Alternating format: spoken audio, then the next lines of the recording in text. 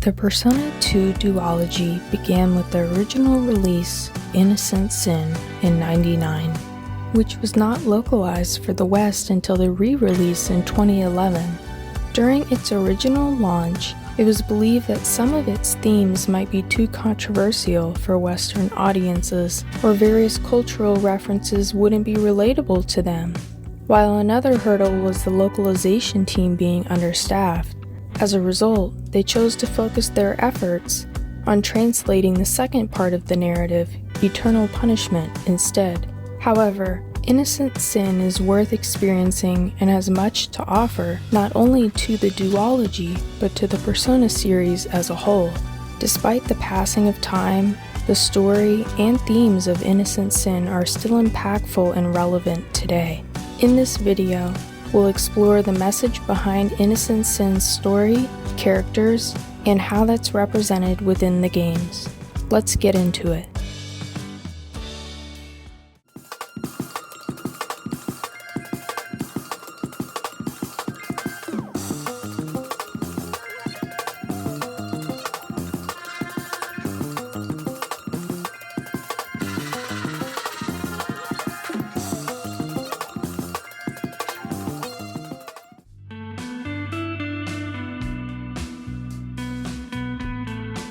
The game opens with Tatsuya joining forces with a ragtag group of misfits that seek answers to the cause of the Shadow Men, people who had their hopes and dreams stolen, and the rampant mystical rumors occurring, while each party member finds themselves along the way. The narrative was written and takes place during the tumultuous lost decade of 90s Japan. It was a time plagued by an economic recession, unemployment, natural disasters, and a rise of religious groups.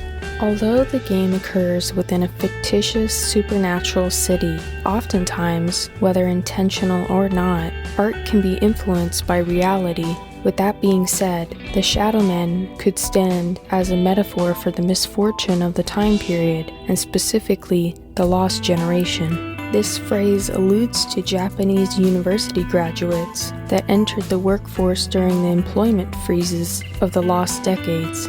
As a result, many members of the lost generation might have had to pivot towards lower-wage temporary jobs rather than pursuing their dream jobs or stable employment. Similarly, the Shadow Men are typically young people with bright dreams and great potential, like Eikichi's bandmates, but are troubled with insecurities.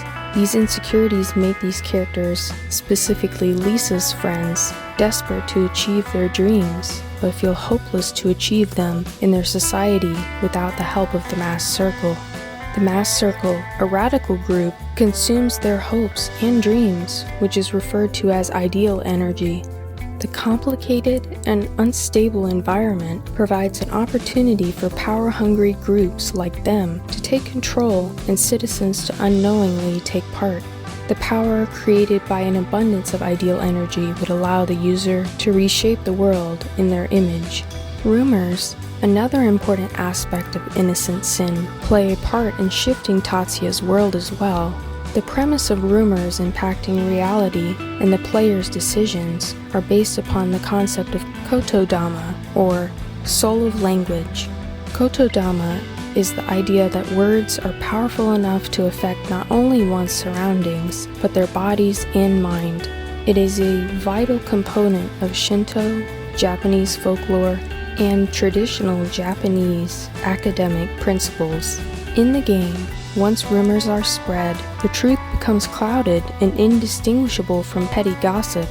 Oftentimes, in the story, the words characters choose to use are either to their own benefit or to the detriment of others. On a societal level, what begins as the protagonist's school being cursed grows to the magnitude of World War II figures coming back to life, and outlandish conspiracy theories becoming possible. The Earth is rampant with sin and covered in demons as a result, which the party must face to proceed in their quest. On an individual level, through these battles, they become closer to one another. Additionally, the group sifts through the rumors about themselves, which helps them to discover who they truly are. In their journey to uncover the truth, they find the answers were within themselves the entire time and were enshrouded by the sins of their past.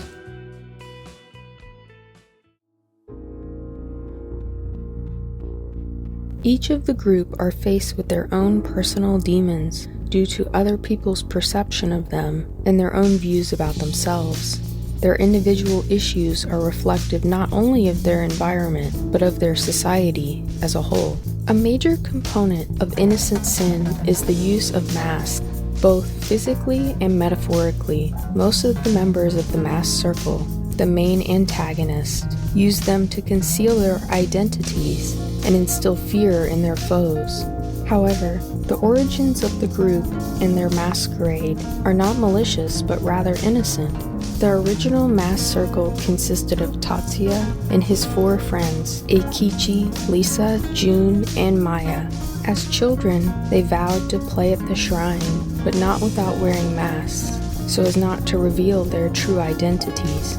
Unconsciously, they felt by playing with masks on, they could be their true selves without the societal stigmas tied to their personal lives. Innocent Sin uses the idea of masks to explore sociological issues that are presented by the main characters. Lisa, for instance, was raised in Japan, but her ethnicity is Caucasian. Her father, admiring and revering Japanese culture, tried to raise her similar to her peers, with hopes it would help her to assimilate.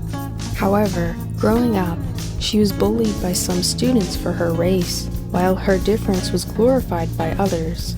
She didn't speak any English, but felt that's what some classmates expected of her and felt guilty about not knowing it.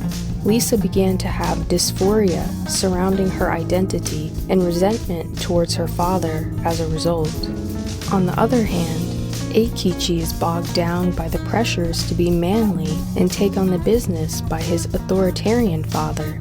As a kid, he was emotionally attuned and fuller-figured, which his dad did not approve of either, due to his father's pestering.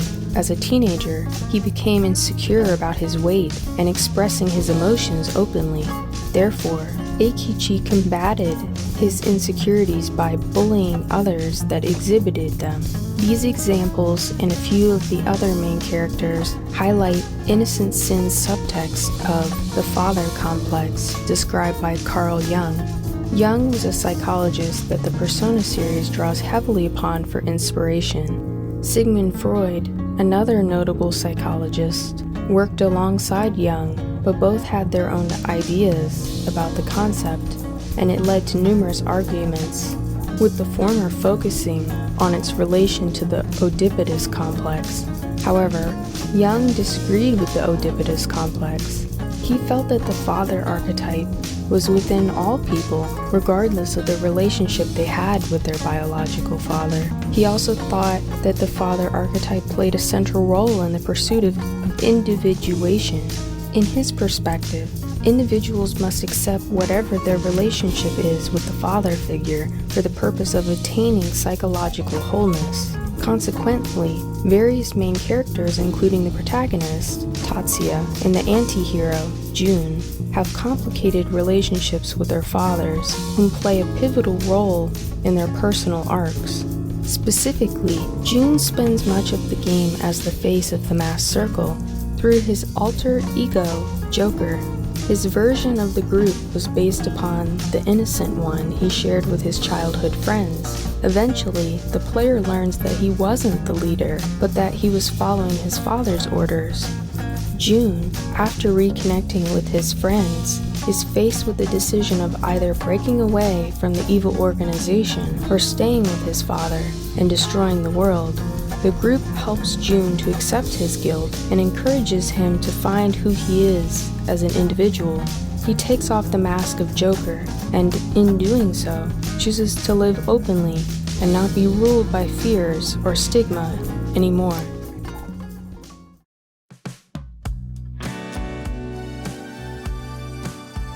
Innocent Sin, with its narrative and themes, questions not only the society it was written within 25 years ago, but offers critiques that are still relevant to the world today. It reflects on the duality of one's unbridled innocence and the inevitability of one's sins. All of its characters uncover the mysteries of life and, most importantly, of themselves.